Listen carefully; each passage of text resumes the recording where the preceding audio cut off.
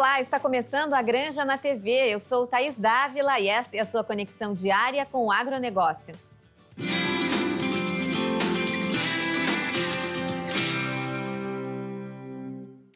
2024 foi um ano de muitos debates no campo do direito para os produtores. Os atingidos pelas enchentes aguardam por recursos e refinanciamento de dívidas. Tivemos discussões tributárias sobre mudanças no sistema de trabalho, projetos para proteger as propriedades contra invasões, um mundo de assuntos. Vamos fazer um balanço sobre tudo isso com o advogado especialista em direito rural, Francisco Torma. Tudo bem, Torma?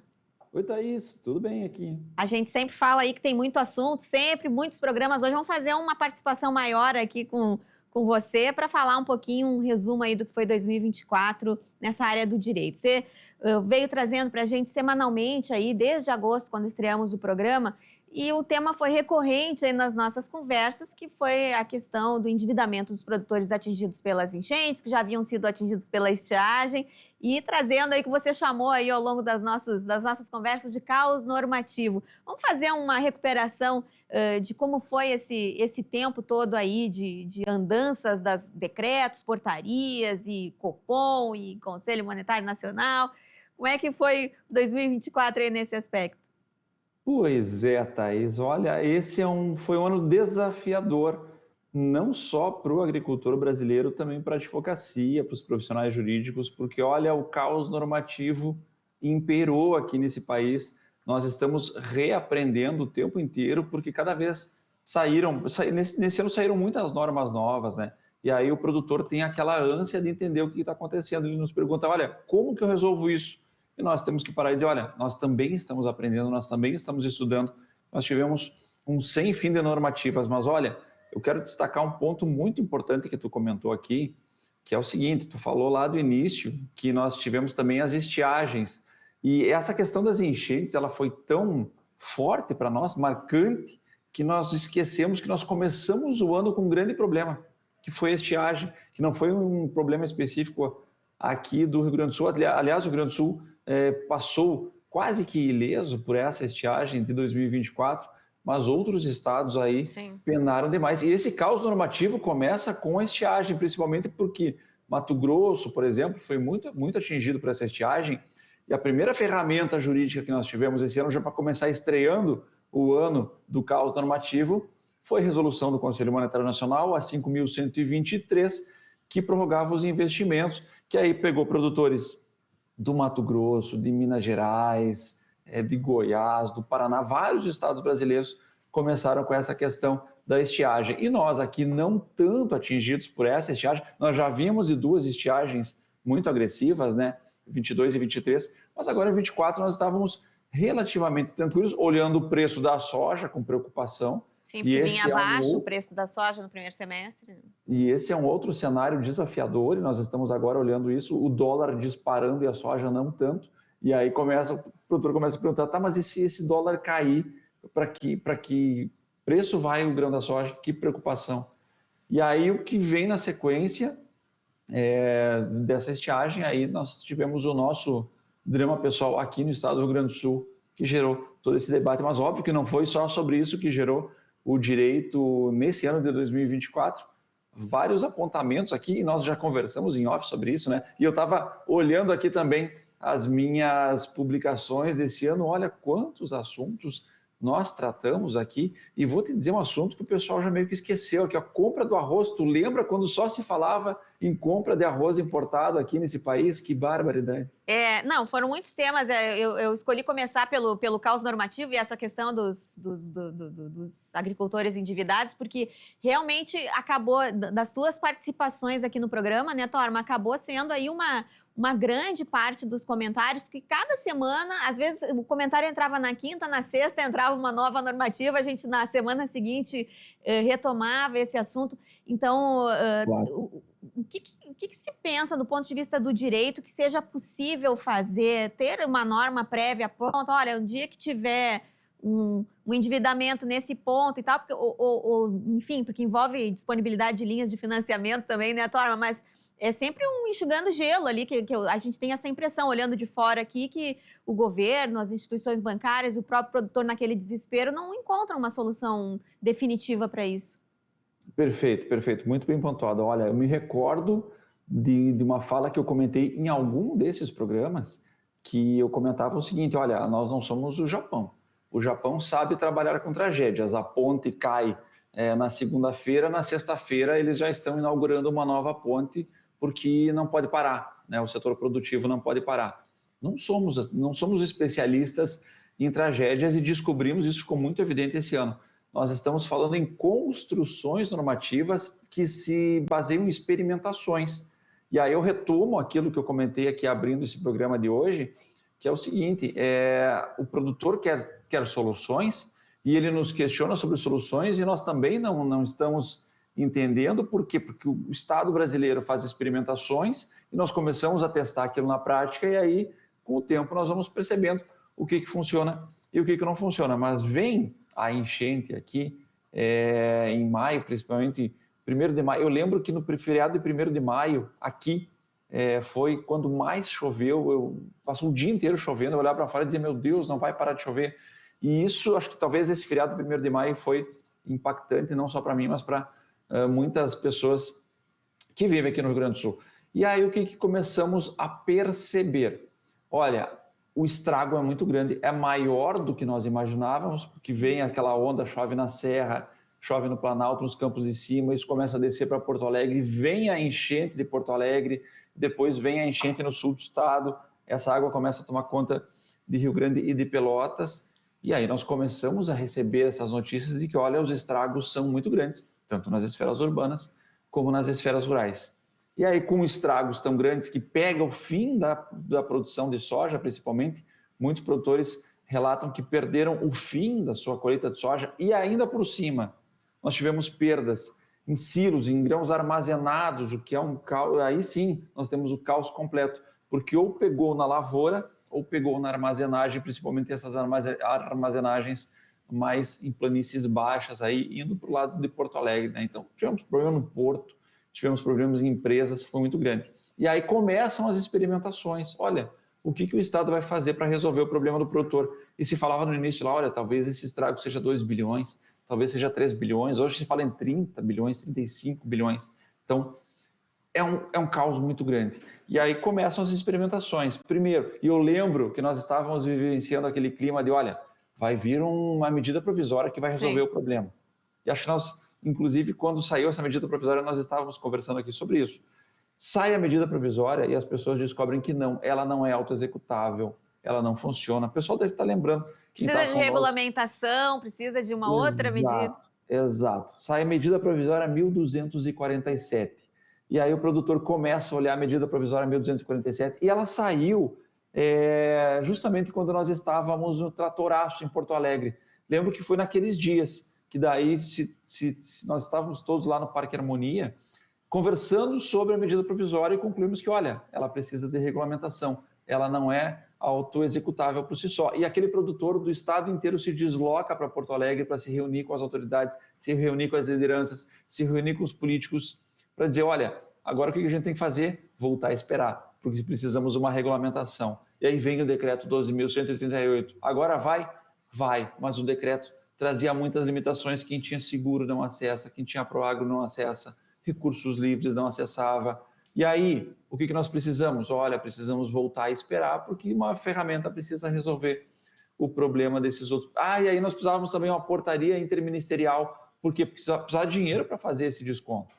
O Ministério da Fazenda precisava fazer alocar recursos para dar o desconto para esse produtor. E isso vem muito atrasado, faz pouco tempo que veio essa portaria interministerial. Então nós aprendemos, esse foi um ano de expectativa, frustração, nova expectativa.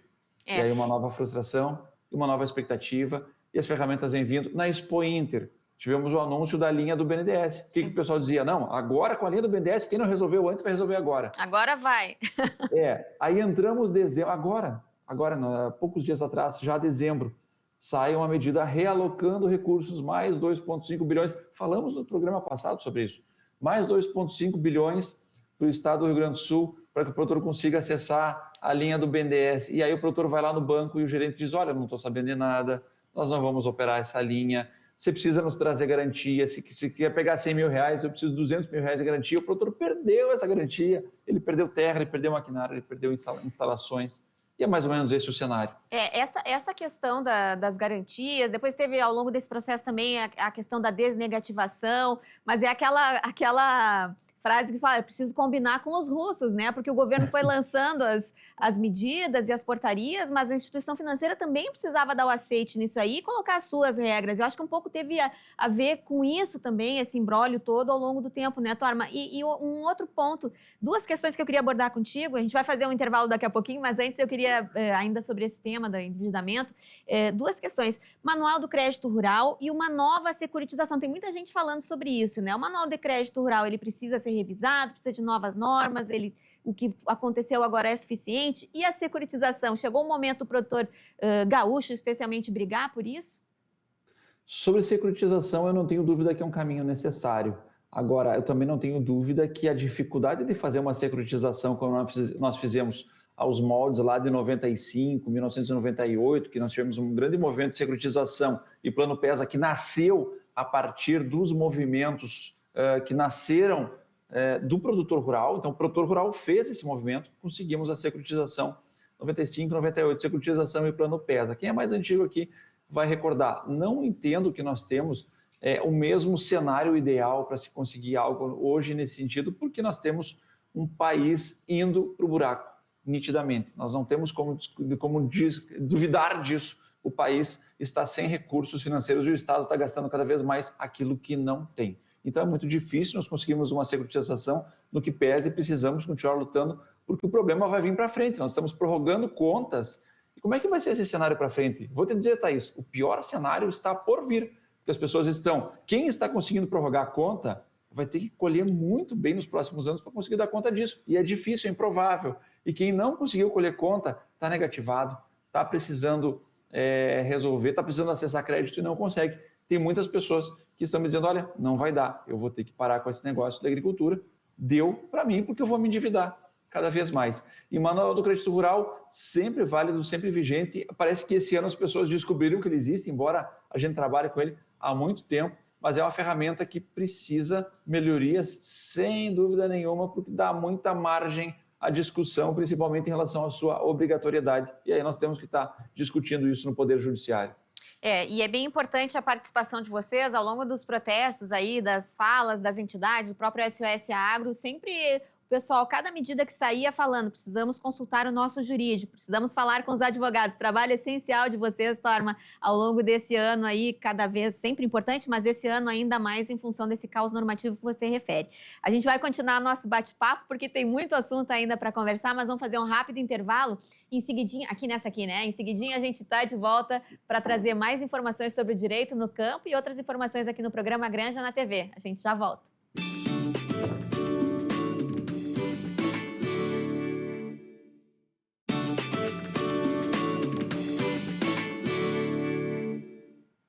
Estamos de volta com a Granja na TV. E o futuro do seu filho começa pela escola em que ele vai estudar. A rede de escolas da UBRA tem um recado para você. Matrículas abertas na rede de escolas da UBRA. Aqui, seu filho vive um mundo de novas possibilidades a cada dia. Faça parte de uma comunidade com experiências de ensino com humanidade para além do ambiente escolar. Aqui você encontra atendimento individualizado, valorização do esporte em todos os níveis de ensino, ênfase na língua inglesa, iniciativas e projetos inovadores. E ainda conta com aulas de robótica, educação tecnológica e cultura maker, além de desenvolver em nossos alunos uma mentalidade empreendedora. Tudo isso com preparação para vestibulares e Enem inserida no dia a dia, durante toda a jornada do aluno. Acesse ubra.br/escolas e agende sua visita agora mesmo. A gente segue agora a nossa conversa com Francisco Tormo, advogado especialista em direito agrário. Tormo, a gente falava no primeiro bloco aí sobre a questão dos endividamentos, do caos normativo, mas vamos reservar esse segundo trecho aqui da nossa conversa para outros temas. Você mencionou ainda no primeiro bloco a questão do arroz. Veio aí a questão da importação, outras medidas, arroz da gente, o pessoal da Federarroz aí em polvorosa, publicando aí nas suas redes sociais repúdio em relação à atuação do governo federal. Esse foi um tema também que pegou aí para o setor, né? Ah, sem dúvida. E foi um descompasso gigantesco entre governo federal e setor produtivo, porque o setor produtivo estava dizendo, olha, nós temos reserva, não se preocupem, fiquem tranquilos, temos arroz suficiente para abastecer o mercado brasileiro.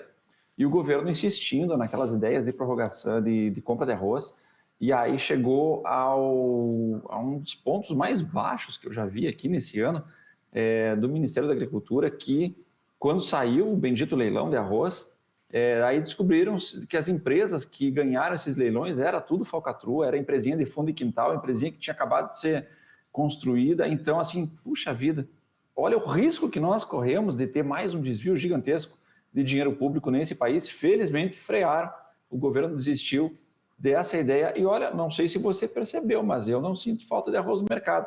Tem arroz no mercado, toda vez que eu vou no mercado tem arroz. Então, essa conversa de que, olha, o arroz não era suficiente para nutrir aí o mercado brasileiro, era a conversa, nós tínhamos arroz sim. Mas eu também vou aproveitar e vou puxar lá para trás um ponto que nós já conversamos aqui, porque nós falamos da estiagem que assolou o restante do Brasil no início do ano. Sim. E eu fiz um apontamento aqui, isso causou duas situações aqui que nós precisamos apontar. Primeiro, uma demissão muito grande na indústria produtiva, empresas que fabricam tratores, empresas que fabricam colheitadeiras, fábricas de plantadeiras. Nós vimos esse ano muitas demissões, por quê? Porque o mercado esfriou a partir das estiagens que aconteceram no Brasil no início do ano, e aí cumula com essa nossa enchente aqui. Então nós tivemos um resfriamento do setor que impactou muito grande, inclusive impactos na questão urbana, né? Porque os funcionários, essas empresas ficam na cidade, essas fábricas ficam na cidade, e aí nós tivemos esse impacto muito grande de demissões em massa, de férias coletivas. Descobrimos até como é que funcionam as férias coletivas, porque várias empresas utilizaram essa ferramenta. E aí desdobra também uma outra questão que acho importante nós recordarmos aqui, que nunca se falou tanto em recuperação judicial no agronegócio como em 2024. Todo o tempo. Doutor, como é que funciona uma RJ? Posso fazer uma RJ? E aí você via patrocinados, faça a sua RJ, abriu o Instagram, faça a sua RJ, resolva o seu problema com a sua RJ. Alguns juristas dizendo, olha, calma, atenção RJ, outros dizendo, bora que a RJ é o caminho. E nunca se discutiu tanto recuperação judicial como se discutiu esse ano. E o que você acha, Torma? O que você acha? É o caminho? Depende? É assim, vamos fazer uma analogia com a medicina, tá? O pessoal fala assim, olha, a recuperação judicial é um remédio amargo. Não é. A recuperação judicial é muito mais agressiva do que isso. Ela é uma cirurgia de corpo aberto numa UTI, porque só tem dois caminhos a partir de uma RJ. Ou você sobrevive e vai continuar o teu empreendimento, a tua atuação, ou você vai à falência. Só que no Brasil, o índice de pessoas, de empresas que entram em falência depois de uma recuperação judicial é muito maior do que o índice de empresas que se recuperam efetivamente. Então é preciso muito cuidado, é preciso muita análise. Não dá para dizer que é um produto que serve para qualquer um, tá? Tem que fazer uma grande análise aí com os profissionais envolvidos. Eu, particularmente, dos casos que eu venho vendo aqui, conversando com o pessoal, é muito difícil recomendar uma recuperação judicial para algum produtor rural, porque por várias situações, a dívida às vezes não é tão grande, o patrimônio ele já está protegido de outras formas, precisaria ter um patrimônio em risco também muito grande, o produtor não tem a contabilidade organizada, e se nós pudermos fazer aqui um serviço público no programa, olha, produtores rurais tenham a sua gestão organizada, tenham a sua contabilidade organizada, não adianta depois dizer assim, olha, eu quero fazer uma RJ, vamos ver, me mostra a tua contabilidade, é tudo organizado, desorganizado. O pagamento da gasolina do carro, o pagamento do mercado está junto na mesma conta que paga os insumos. Então, a gente precisa profissionalizar a nossa gestão, seja para ter uma lucratividade melhor, seja para, se for preciso, ter acesso a ferramentas jurídicas que vão demandar uma organização documental maior. Outro tema aí que conversamos e que chegou, voltou à tona agora no final do ano foram as invasões, né? O produtor rural gaúcho, especialmente, tem um grande temor aí relacionado à questão das invasões de terra, e a gente teve uma amostra aí agora no começo, acho que foi começo de dezembro, né? Em Ulha Negra, e como é que está essa situação, assim, em termos de segurança jurídica para o produtor rural? Pois é, quando eu falei função social, eu tive um insight aqui. A Thaís vai perguntar na sequência sobre as invasões. Nós estamos alinhados, hein? Olha que 2025 promete. Nós estamos Promete cada esse vez... quadro aqui no programa. a gente tá ficando bom nesse negócio aqui. Mas olha só, tudo começa com Abril Vermelho. Abril Vermelho é um tradicional movimento que a MST faz de invasões pelo país afora. Nós tivemos invasões, inclusive, na Embrapa, o que eu acho lamentável. Nossa empresa de tecnologia, de ciência aplicada ao agronegócio, sendo invadida nesse movimento do Abril Vermelho. E aí agora, quando a gente estava mais ou menos tranquilo, vem essas invasões aqui no Rio Grande do Sul e despertam, né, em nós a curiosidade em relação àqueles projetos de lei que tramitam aí no Congresso e que precisam alteração. Cada vez que precisam um passo mais rápido, cada vez que se fala em invasões de terra, nós lembramos de acionar os nossos representantes para agilizar com o trâmite daqueles projetos. Tanto aquele cadastro dos invasores de terra, que eu acho muito importante, porque tira de uma eventual possibilidade de assentamento esse cidadão que é um invasor contumaz de terras. Isso é fantástico, porque nós desestimulamos a criminalidade no campo. Da mesma forma que nós temos aí a possibilidade de viabilizar uma defesa pela própria conta do produtor, que nós vimos que isso é importante e é o que tem acontecido. Os produtores têm se organizado entre eles, por exemplo, nesse caso que nós tivemos aqui em Ulha Negra, os produtores rurais da região foram para lá fazer a proteção dessa propriedade rural que estava sendo ameaçada. Isso é importante. Mas também descobrimos que o estado do Rio Grande do Sul, nesse ponto, tem uma política muito rígida em respeito às invasões, e para lá foram forças policiais estaduais que também ajudaram a proteger essa propriedade e afastaram esses invasores daquela região. Então, se nesse ponto o governo federal é absolutamente inoperante, para não dizer pior, no estado do Rio Grande do Sul tem uma política muito, muito responsável no sentido de proteger a propriedade rural, proteger a propriedade, que é um direito constitucional que nós ainda temos nesse país. Aliás, o desempenho aí do governador Eduardo Leite foi elogiado pelo presidente da Farsul publicamente, aí, Gedeão Pereira, porque foi uma ação muito rápida. Durante o balanço de fim de ano aí da federação, foi dito lá que em 8 horas resolveram.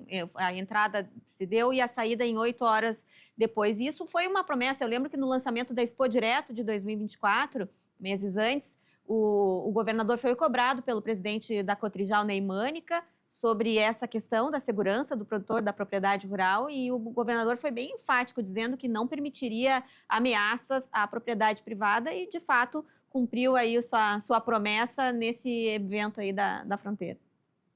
Fundamental. Esse apoio que nós precisamos do Estado, ele existe, felizmente ele existe, e é isso. E agora é fazer com que esses projetos que tramitam lá no Congresso sejam efetivamente, se transformem em legislação, no que pese tem que passar pela sanção da Presidência da República, para que nós possamos proteger melhor esse produtor, porque nós não podemos correr o risco de estar sujeitos a isso. O produtor tem que parar a sua atividade produtiva, a sua atividade meio, para estar fazendo proteção de propriedade. Aí parece que nós estamos, ou voltamos alguns séculos no tempo aqui, ou nos transformamos num país que não respeita mais nem princípios constitucionais. Complicado. Ô, Torma, parece mentira, mas nosso tempo está encerrando. Um programa inteiro hoje só falando sobre direito no campo. Queria, para encerrar, 30 segundos, o que a gente pode esperar para 2025?